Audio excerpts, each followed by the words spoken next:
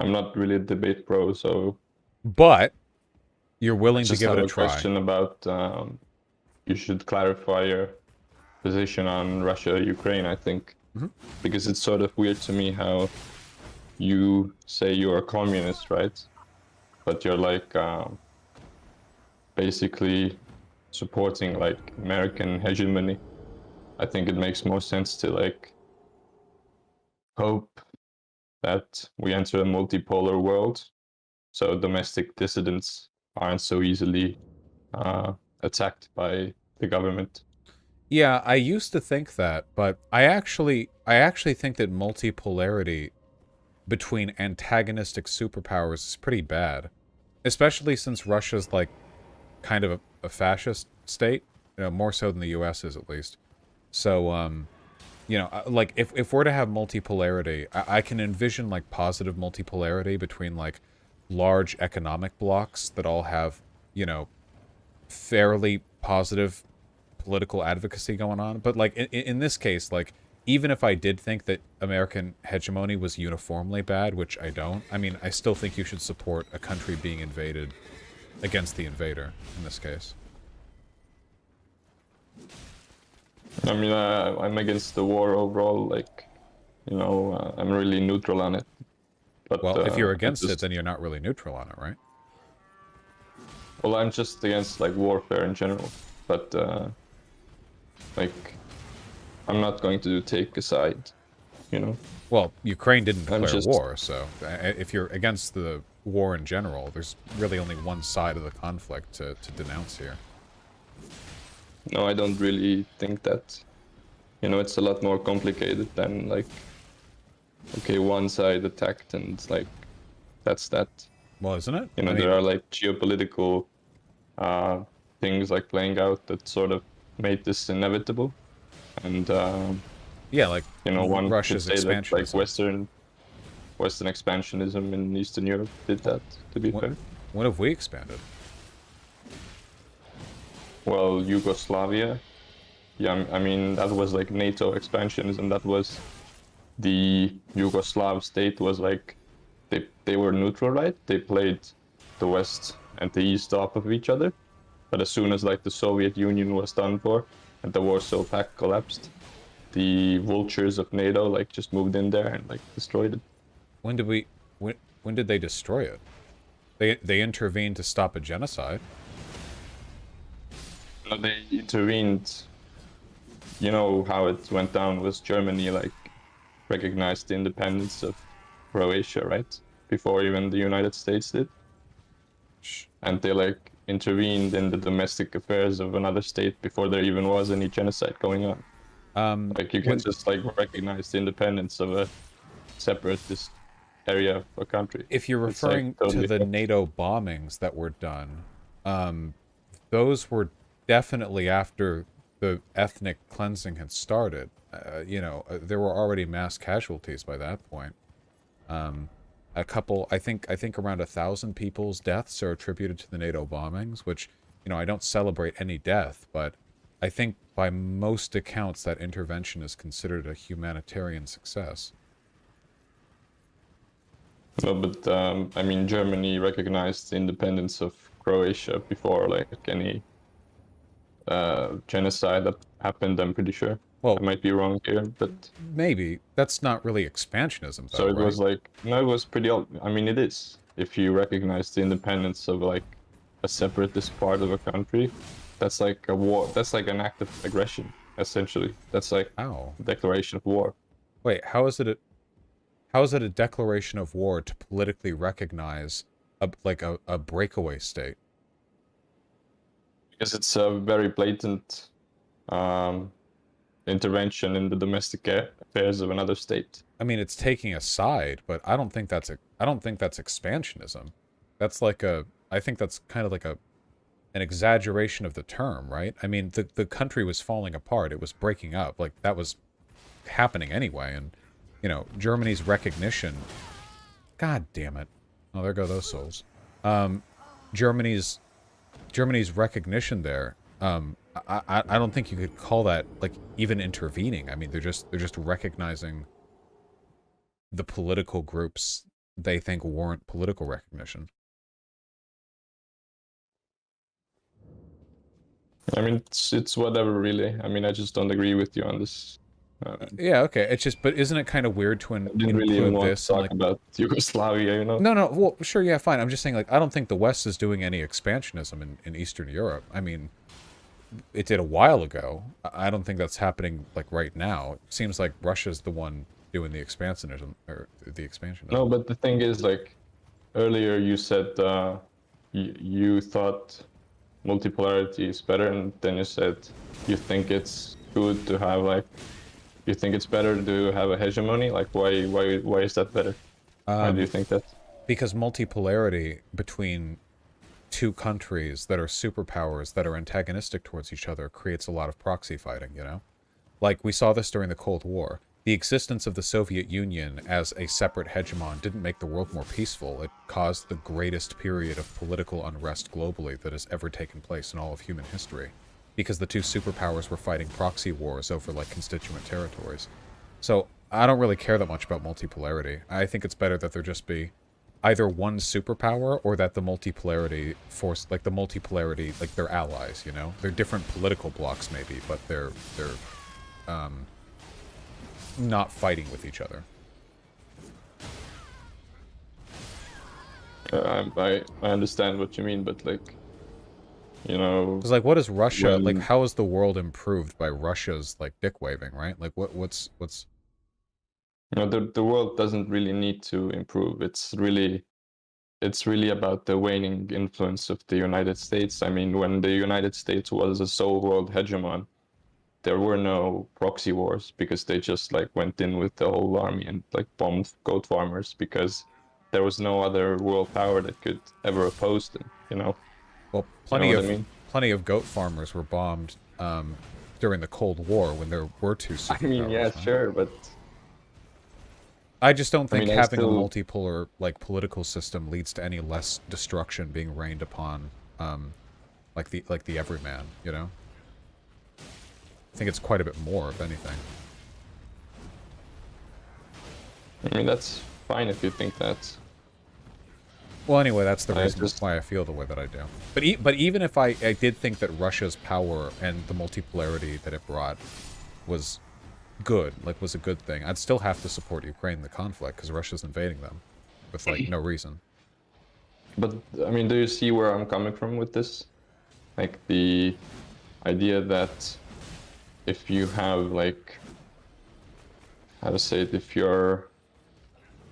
if American influence wanes on the world stage, then it will have to, like, turn its eyes outward to, like, keep keep its crumbling empire together, and it's, like, better for domestic dissidents Isn't that that what's way. happening in Russia right now? Like, they've waned tremendously, and Putin's all but said that, like, this whole thing is part of restoring the glory of Russia, and they're invading a neighboring country.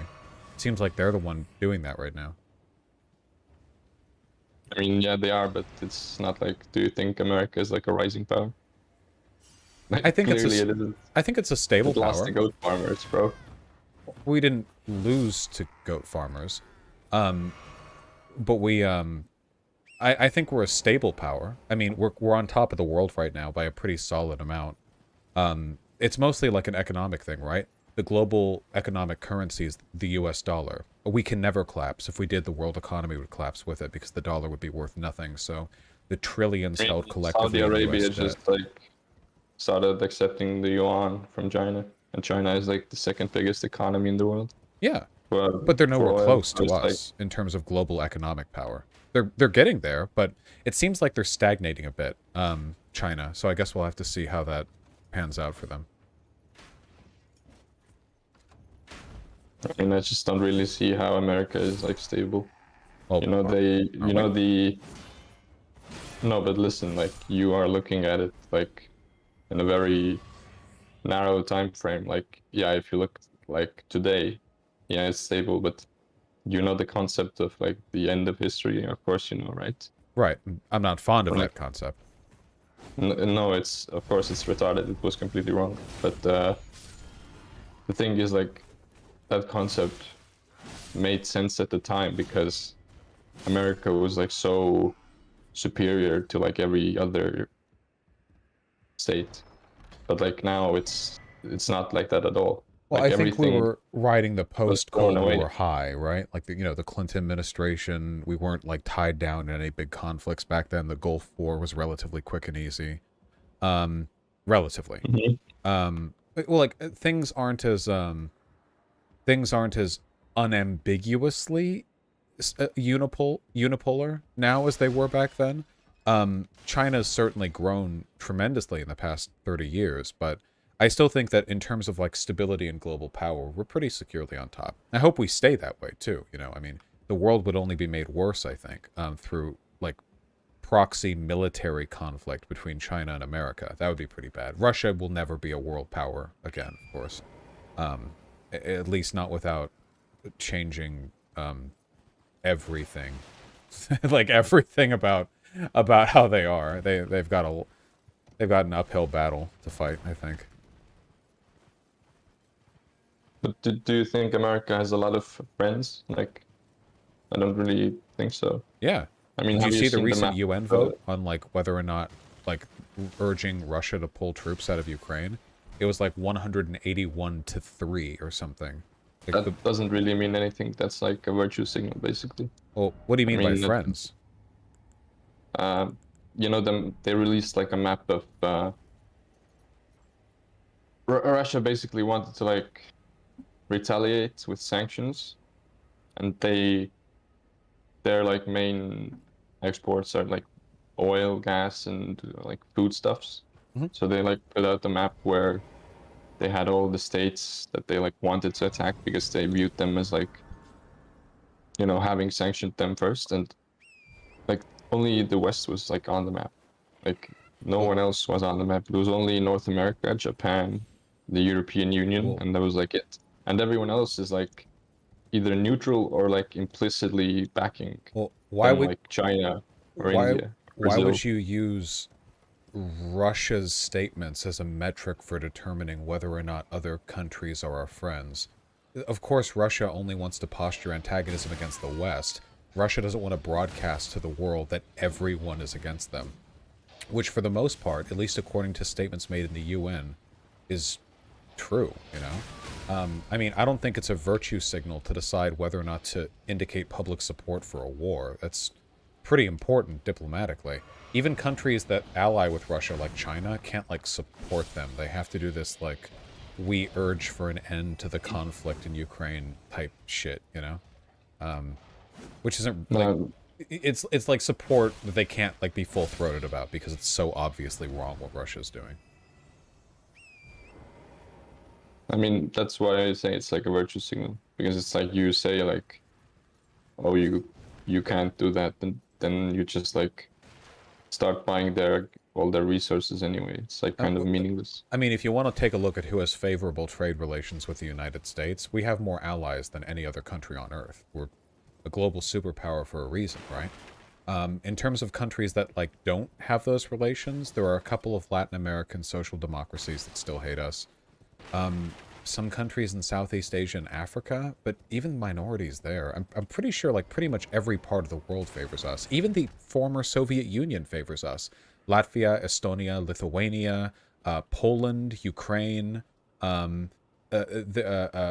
Romania. Like, these countries are all allies of us, directly a part of NATO. And they I'm were literally actually from occupied. Estonia. Huh?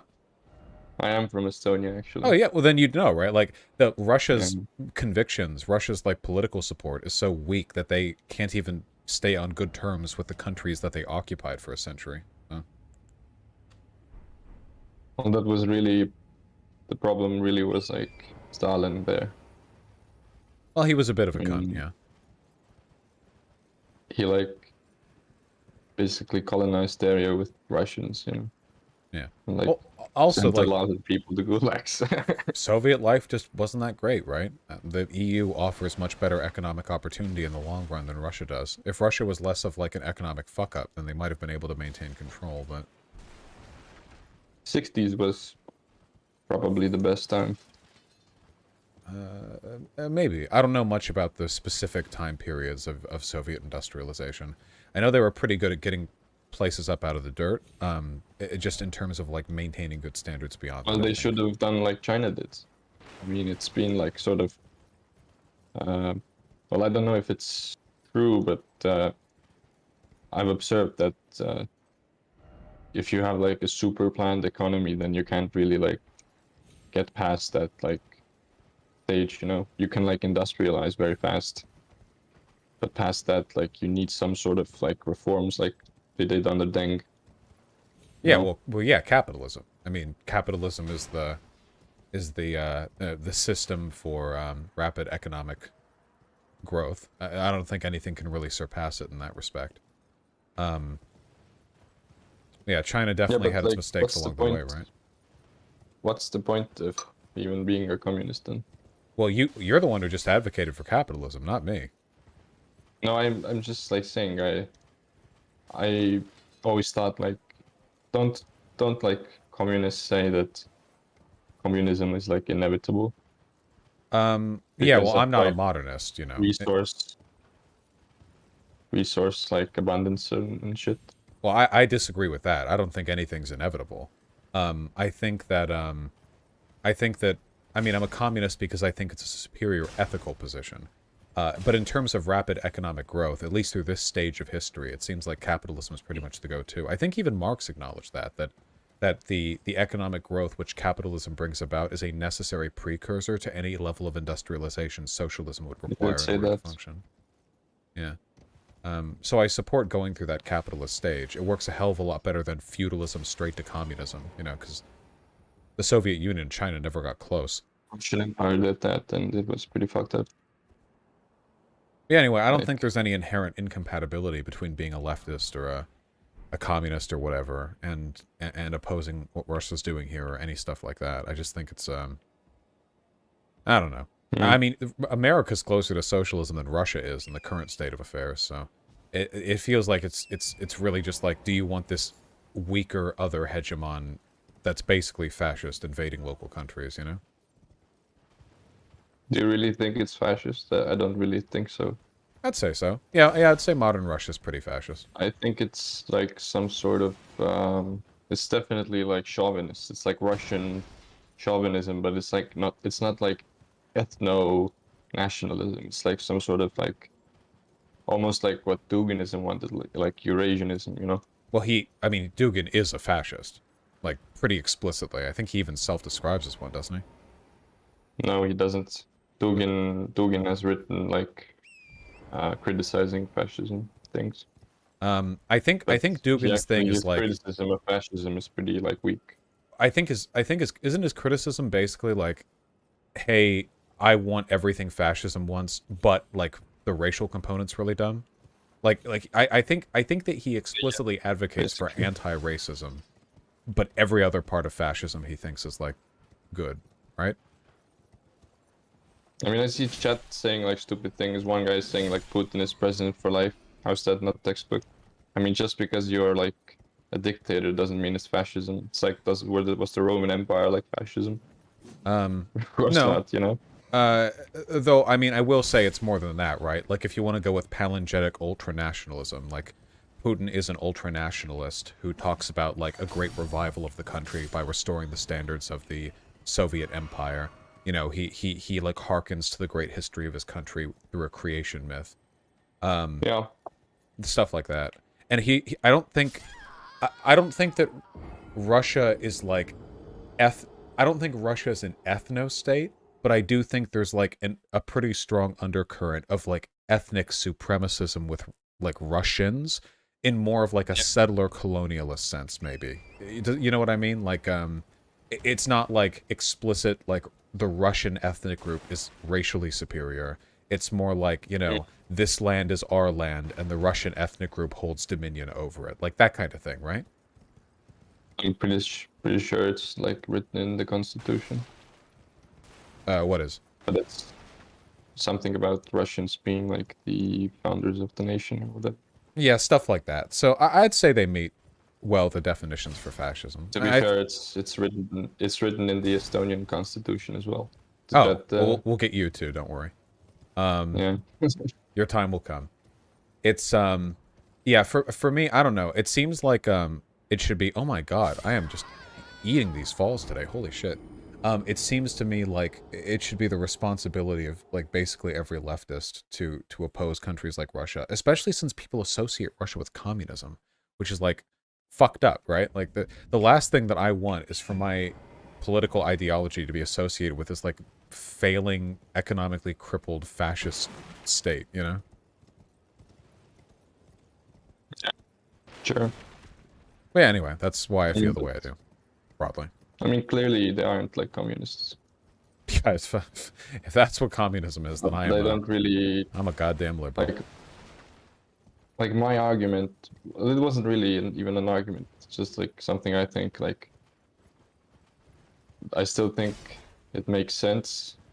Sort of want American like power to wane, but I also see like communists saying like so like weird things like infrared and all those guys. They're like basically like I don't know. They're like third world is like chauvinists or whatever. It's I fucking think weird. they're just fascists with different rhetoric, right? Like all their arguments, all the logic they use, all the conclusions they derive, they're all fascist arguments and conclusions. They just, you know, it's all just dripping with red paint, right? It's pretty weird stuff. Yeah, but these also like Islamic like supremacist or whatever. I've seen him say like weird stuff where like I think he was talking to some like Nazi guy, and that guy was like saying how he was talking about like white people have like a right to have nations, and then Oh, this was the Haas was Mongol like, horde video, right? I recall this bit. Okay. yeah, and he said like, no, you don't have like an identity, but like we Palestinians do, or whatever, Lebanese or whatever he is. Yeah, well, the we are a horde or whatever. I don't even know what his fucking ethnicity is. No, those were good memes. I think for a lot of people, like their political opinions and their the things they believe are really just about aesthetic flair. Like a good example of this would be like neo-Nazis support a ton of shit that's really contradictory. Like neo-Nazis will support fascists from groups of people they consider to be racially inferior, like with the Japanese, for example. And oftentimes they'll like support people and ideologies that are contradictory to theirs, even geopolitically opposed, because they think it's like based in red pill, like ISIS, for example. Like Nazis are politically opposite to ISIS in terms of like if they would be fighting each other if they had like countries with borders up against each other.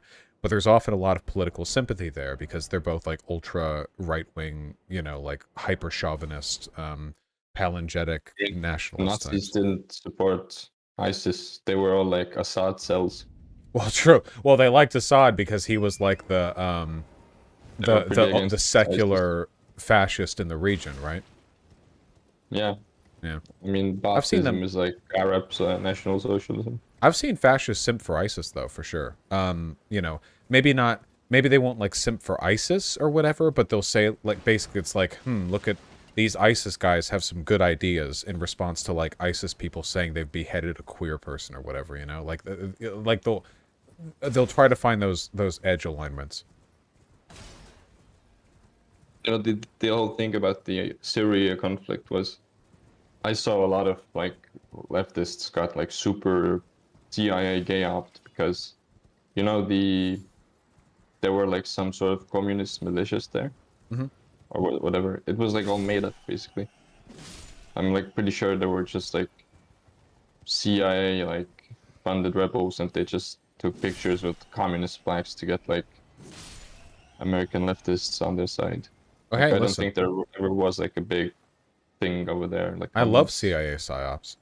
I'm very much in favor.